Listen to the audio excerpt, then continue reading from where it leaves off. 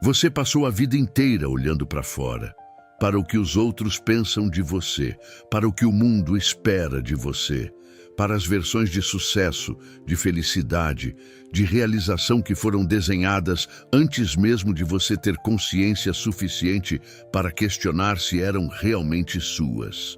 E funcionou, de certa forma. Você aprendeu a jogar o jogo, aprendeu a ser o que era preciso ser, aprendeu a performar, a adaptar, a sobreviver. Mas em algum momento, talvez num momento quieto, talvez num momento de crise, talvez num momento em que tudo parecia certo do lado de fora e vazio do lado de dentro, uma pergunta surgiu. Não em palavras necessariamente, mas como uma sensação. Uma inquietação que não tinha nome, mas que não ia embora. Quem eu realmente sou? Meu caro ouvinte, essa pergunta não é fraqueza, não é crise, não é sinal de que algo deu errado. Essa pergunta é o chamado mais profundo que a psique pode fazer. É o self tentando se fazer ouvir através de tudo que foi construído para silenciá-lo. É o início do que Jung chamava de individuação. E se você chegou até aqui, até esse último episódio da Jornada da Sombra, é porque essa pergunta já estava viva em você antes mesmo de você encontrar esse canal. Bem-vindo ao Reflexos da Consciência. Bem-vindo ao último episódio da Jornada da Sombra. Hoje vamos falar sobre individuação. Não como conceito abstrato, não como meta espiritual distante, mas como o processo mais concreto e mais urgente que existe. O processo de se tornar quem você realmente é. De integrar tudo que foi explorado ao longo dessa série. A sombra, a projeção, os gatilhos, a persona, a autossabotagem. De deixar de ser o personagem que os complexos escolheram e começar a ser o autor da própria história. Jung desenvolveu o conceito de individuação ao longo de décadas de trabalho clínico e investigação filosófica. Para ele, individuação não era iluminação, não era perfeição, não era a ausência de conflito ou de sofrimento. Era algo muito mais humano e muito mais exigente que isso. Meu caro ouvinte, o que Jung descobriu, e isso vai mudar a forma como você se vê, é que o maior trabalho da sua vida não é conquistar o mundo lá fora, é reconhecer quem você realmente é aqui dentro. Era o processo pelo qual uma pessoa se torna progressivamente ela mesma.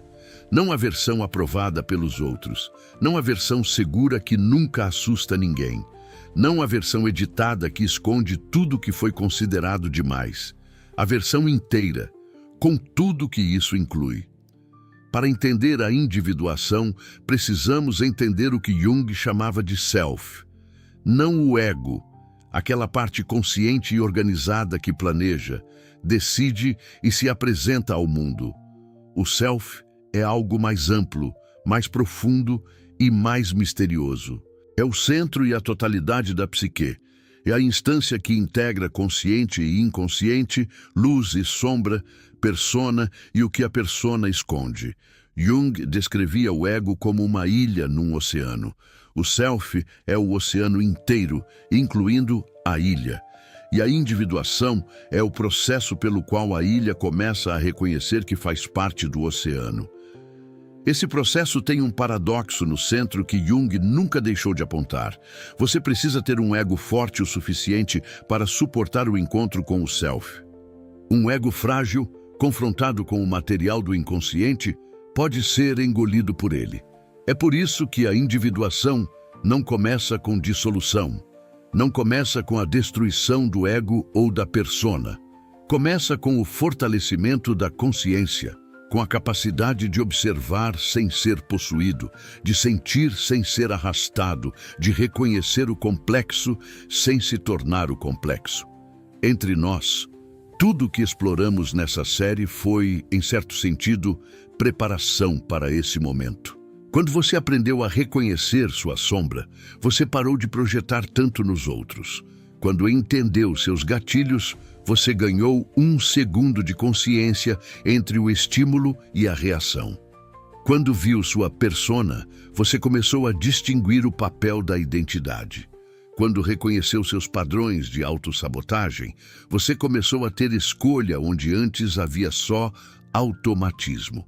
Cada um desses passos foi um passo em direção ao self. Cada um deles foi individuação acontecendo, mesmo que você não soubesse o nome. Jung descrevia a individuação como uma jornada em espiral, não uma linha reta de progresso. Não uma escada que você sobe degrau por degrau sem olhar para trás. Uma espiral que passa pelos mesmos temas, pelas mesmas feridas, pelos mesmos padrões, mas sempre a partir de um nível diferente de consciência.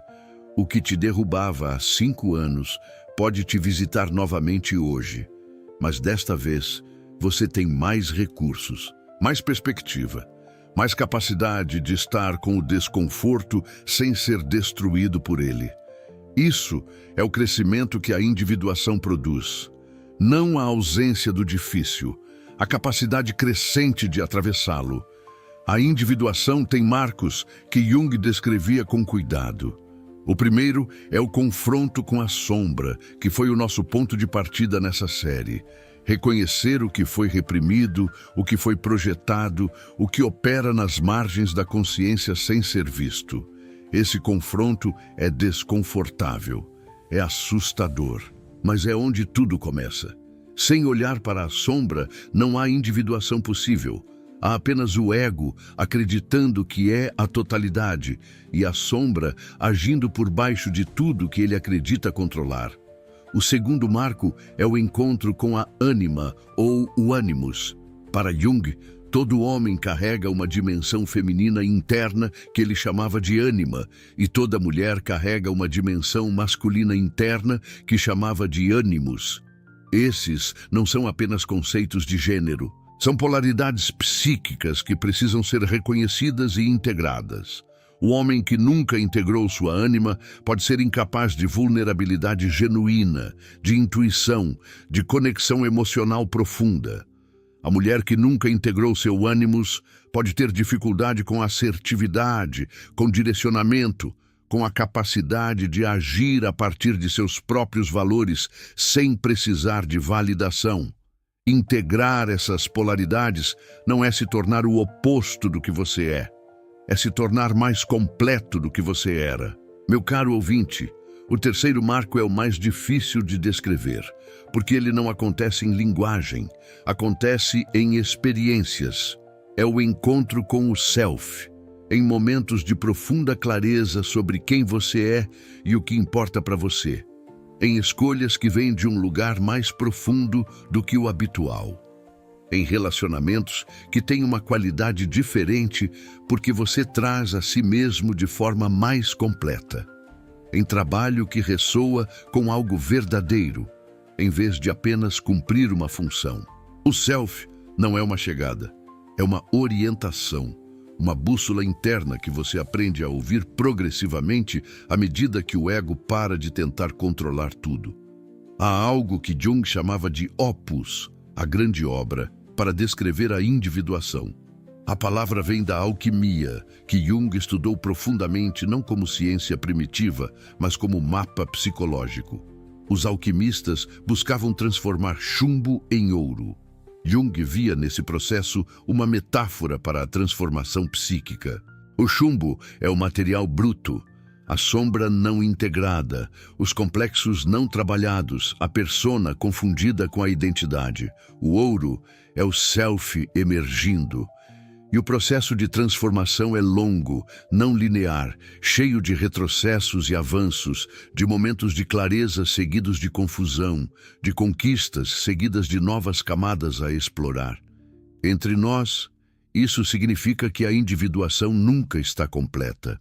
Jung era muito claro sobre isso. Não há um ponto de chegada onde você diz, estou individuado, agora posso descansar. A individuação é o trabalho de uma vida inteira precisamente porque o inconsciente é inesgotável. Sempre haverá mais sombra para integrar. Sempre haverá novas camadas da persona para examinar. Sempre haverá gatilhos que revelam material ainda não trabalhado. O que muda com o processo não é a ausência dessas coisas, é a qualidade da relação com elas. Como a individuação se manifesta na vida concreta? Como você sabe quando está caminhando nessa direção? Jung descrevia alguns sinais que não são conquistas externas, mas qualidades internas que se desenvolvem ao longo do processo. A primeira é o que ele chamava de capacidade de suportar a tensão dos opostos. A vida é cheia de contradições. Você pode amar e estar com raiva da mesma pessoa ao mesmo tempo. Pode querer avançar e ter medo de avançar simultaneamente. Pode saber o que é certo e sentir vontade de fazer o contrário. Uma psique pouco desenvolvida precisa resolver essa tensão rapidamente, escolhendo um lado, suprimindo o outro. Uma psique que está se individuando consegue ficar com atenção o tempo suficiente para que algo novo emerja da contradição. Meu caro ouvinte, a segunda qualidade é talvez a mais libertadora de todas. É a responsabilidade pelo próprio material psíquico. Quando você para de colocar nos outros a responsabilidade pelo que sente, quando reconhece que a intensidade da sua raiva é sua, mesmo que o comportamento do outro tenha sido objetivamente problemático, quando para de chamar de destino o que é padrão, quando assume a autoria da sua vida interior sem se punir por ela. Essa responsabilidade não é autoculpa, é poder. É o reconhecimento de que se o material está em você, o trabalho também está. A terceira qualidade é o que Jung chamava de relação com o símbolo. A psique não fala em lógica linear. Ela fala em imagens, em sonhos, em coincidências significativas que Jung chamava de sincronicidade. Uma psique em processo de individuação começa a desenvolver sensibilidade para essa linguagem. Começa a prestar atenção nos sonhos, a notar os padrões que se repetem, a reconhecer quando uma coincidência parece carregar um significado que vai além do acaso. Essa não é superstição. É a consciência expandida o suficiente para perceber que o inconsciente está sempre se comunicando, mesmo quando o ego não está ouvindo.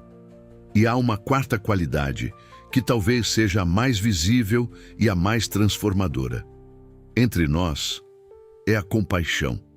Não apenas pelos outros, mas por si mesmo. A pessoa que está se individuando desenvolve uma capacidade crescente de olhar para suas próprias falhas, limitações, sombras e contradições sem se destruir. Sem precisar ser perfeita para se aceitar. Sem precisar ter resolvido tudo para se considerar digna de amor e de pertencimento. Essa compaixão é o solo em que o self floresce. Sem ela, todo o trabalho com a sombra vira mais uma forma de autocondenação. Com ela, o trabalho se torna o que sempre deveria ter sido, um ato de amor por si mesmo. Chegamos ao fim da jornada da sombra. 6 episódios que percorreram a sombra, a projeção, os gatilhos, a persona, a autossabotagem e agora a individuação. Não foi uma jornada de respostas. Foi uma jornada de perguntas melhores, de olhares mais honestos para o que opera por baixo da superfície, de convites para reconhecer o que foi reprimido, para integrar o que foi descartado, para começar a ser uma escolha de cada vez mais inteiro do que você era. Meu caro ouvinte, leve consigo uma última pergunta desta série, não para resolver agora, para deixar trabalhar em você ao longo dos dias, das semanas, da sua vida inteira. A pergunta é esta: quem eu seria se parasse de ser o que aprendi que precisava ser? Não a versão aprovada, não a versão segura, não a versão que nunca incomoda, nunca decepciona, nunca ocupa espaço demais. Quem você seria se permitisse ser inteiro? A palavra-chave de hoje é esta: eu escolho ser inteiro, não como meta inalcançável, não como padrão de perfeição, como intenção diária de trazer mais de si mesmo para a sua própria vida. de parar de deixar partes suas do lado de fora porque um dia alguém disse que eram demais, de reconhecer que a sua totalidade, com tudo que ela inclui, é exatamente o que o mundo precisa de você. Se essa série tocou em algo, se algum episódio abriu uma porta que você não sabia que estava fechada, compartilha. Porque alguém na sua vida também está procurando permissão para ser inteiro, e talvez seja essa série que oferece essa permissão. A jornada da sombra chegou ao fim, mas a jornada de autoconhecimento nunca termina. No próximo capítulo do canal, vamos explorar algo que está na raiz de tudo que sentimos, de tudo que fazemos, de tudo que criamos e destruímos em nossas vidas. As emoções. Não da forma rasa como costumam ser tratadas, mas com a profundidade que elas merecem e que você, meu caro ouvinte, já sabe que é capaz de receber. Até lá, cuide da sua psique. Eu sou o Reflexos da Consciência e nos vemos na próxima jornada.